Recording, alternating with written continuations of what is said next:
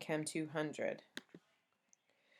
Today's sections will include 8.6 through 8.9. We're going to talk primarily about covalent bonds, how they're formed, a little bit about the energies associated with them, as well as kind of the models we use to kind of understand what exactly it means to have a covalent bond. So these should be familiar to you, but basically we have three types of bonds.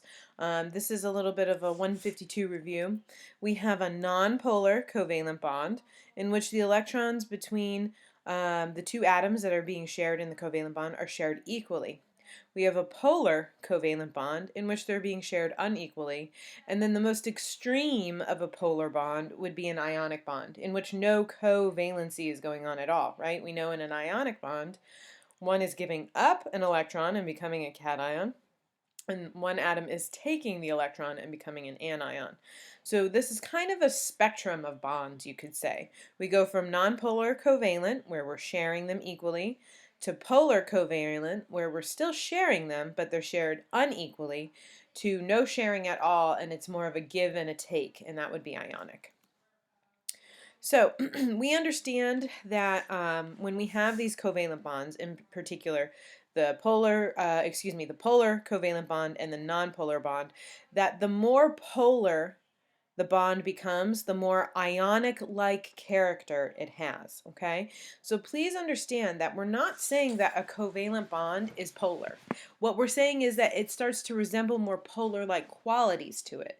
So when a covalent bond is not sharing its electrons equally, if someone's very, very electronegative, right? If someone's really holding on to those electrons, even though they're still sharing them in the bond, it's not sharing them equally.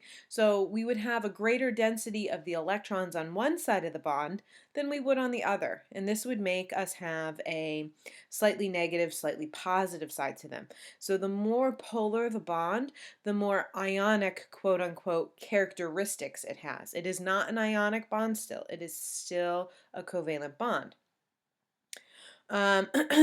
Many substances will also contain polyatomic ions, right? So when we have an ionic bond, right, like let's say for example sodium nitrate, NaNO3. NO3 minus is a polyatomic ion.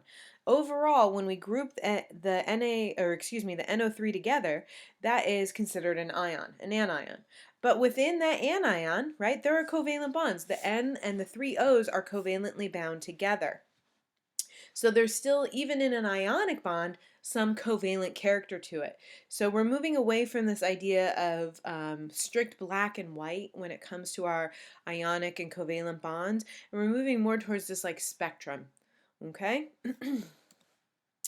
So again, right, for all intent purposes, a bond, right, is a force that causes groups of atoms to behave as a unit, right? Because when we bond the atoms together, they're now all tethered together into a molecule, so now they'll behave as a unit.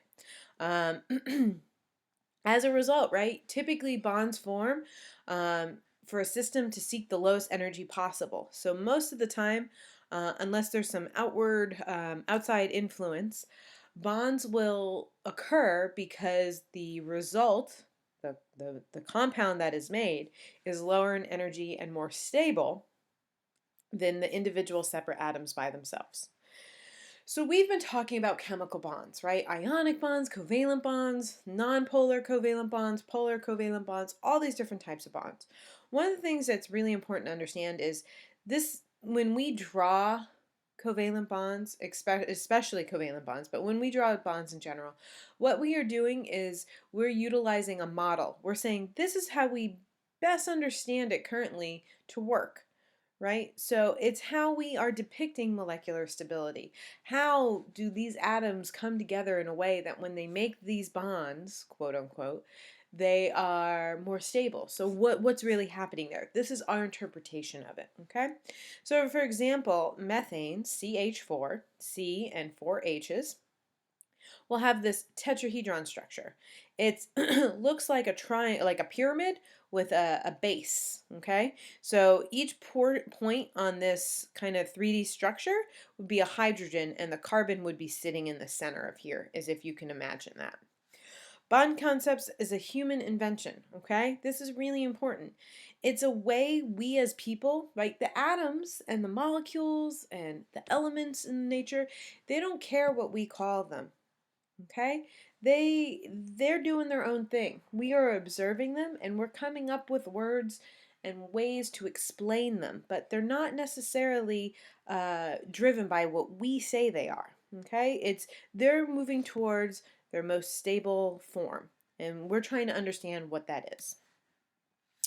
So again, right, like I said, a model, anytime we have a model, is an attempt to explain how nature operates, right?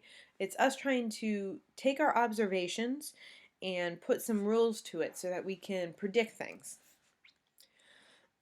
So when we have a bonding model, right, again, this is us coming up with kind of explanations and rules for what we see in nature. So a model for bonding, right, it provides a framework that we can systemize chemical behavior. It's a really fancy way for saying a set of rules that allows me to predict what different chemicals will do under certain situations. There are 3 types of covalent bonds that we're going to experience this semester: the single bond, the double bond, and the triple bond. The important thing to note here is the single bond is going to be the longest of the bonds. A double bond will be intermediate, and a triple bond will be the shortest. And when I mean long, short, and long, intermediate, and short, what I mean is the distance between the 2 atoms. Okay, so if I have atom A and atom B, and they're bound singly, they will be further apart than A and B if they're bound doubly, and they will be even closer together if they're bound A and B triply. This is just a table of bond energies. You do not need to memorize any of this. These would be provided to you, but just to show you the different energetics associated with different bonds. For example, if we look at a double bond of carbon versus a triple bond of carbon versus a single bond of carbon, we can see that a single bonded carbon-carbon bond is 347 kilojoules per mole, and then we go to 614 kilojoules per mole, and then all the way to 839 kilojoules per mole. So there's a lot more energy per mole in a triple bond than there is for, say, in a single bond. And remember, this would be the longest bond, intermediate bond, shortest bond. Again, this is just kind of showing you an example with more than just the carbon-carbon bond, that as we go from single, double to triple, our energies are increasing as well. So this bond energy, remember, energy must be added to a system to break apart a bond. That would be an endothermic process, right? Energy would be a reactant in that case. If energy is released when a bond is formed, that would mean it would be an exothermic process, or energy would be a product, right? So think back to our chapter 6, our thermochemistry, in terms of what that means for the signs, right? Is it a positive energy number or a negative energy number? So when we want to calculate the enthalpy of a reaction, right? So when chapter 6, you were provided delta H's, and then you would use those in like a Hess's law situation. Now we're going to talk about, how are delta H's calculated. And essentially what happens here is the sum of all the bonds broken minus all the sum of the bonds formed. Okay, the energy that goes into breaking apart the bonds to make the new stuff, and the energy associated with forming those new bonds. So we're going to look at an example of this. And again, we're using the data from table 8.5 that I showed you earlier. None of these you need to memorize. It's just a resource for us to look at. So if you want to go back and forth or have your textbook open as we go through this problem, that would be a useful way to do it. So use the bond energies from table 8.5 to calculate the delta H for the reaction of methane and chlorine and fluorine to give you freon. So freon is something we use in our refrigerators and air conditioners to keep things cool. So we have methane plus elemental chlorine, chlorine gas plus fluorine gas to produce freon, plus some extra HF and some extra HCl as well. So we have to go through. We're going to calculate and find the sum of all these bonds breaking and the sum of all these new bonds being made. So, break the bonds of the gaseous reactants to give the individual atoms as they assemble into the atoms of the gaseous products being formed. So, we're going to start with breaking up all of these reactants in their gaseous form so we can get individual atoms so that we can then go make them into new materials. So, reactants to atoms, right? So we're in a gaseous molecule, which is a stable state. We know chlorine and fluorine are both diatomic. So we're going from Cl2 to Cl individual atom and Cl individual atom, right? So to do that, it's going to require energy. And then the atoms are unstable. They don't like, chlorines don't like to be by themselves, neither do fluorines. So they will actually like to form new products, to have new bonds. So energy will be released when that occurs. We combine, we combine all these energy changes to calculate the delta H. So this is what it looks like. We have our methane gas, our chlorine gas, and our fluorine gas. These were all our reactants. We know that we have 4 moles of a CH bond, right? So we know that CH4 is going to be a carbon in the center and 4 hydrogens around it. So that means that we have 4 CH bonds. And 1 CH bond is 413 kilojoules per mole, as we can see on table 8.5. So we can get the amount of energy it requires to break CH4 up into 4 individual CH bonds. We can do the same thing with the Cl and the F2. So this is the total energy required to break apart all the bonds of our reactants. We can do the same thing for the products that are formed. So we're forming CF2Cl2. So we find in our table the CF bond and the Cl bond, and we can sum up those amounts. We also form HF. We have 2 moles of HF, and we have 2 moles of HCl. When we sum up the totals of our products, we get this. So now the delta H, we know that is going to be the equals the energy required to break the bonds apart, subtracted from the energy released when the bonds are formed. So this was the energy required to break those bonds apart. This was the energy we calculated to make the new products. So overall, when we do our algebra, we get negative 1,194 kilojoules. So this is a negative number here. So what does that tell you in terms of the reaction? Hopefully you remember from our thermochemistry days that when we have a negative value, right, this means that energy was released from the system. Okay, energy is leaving the system.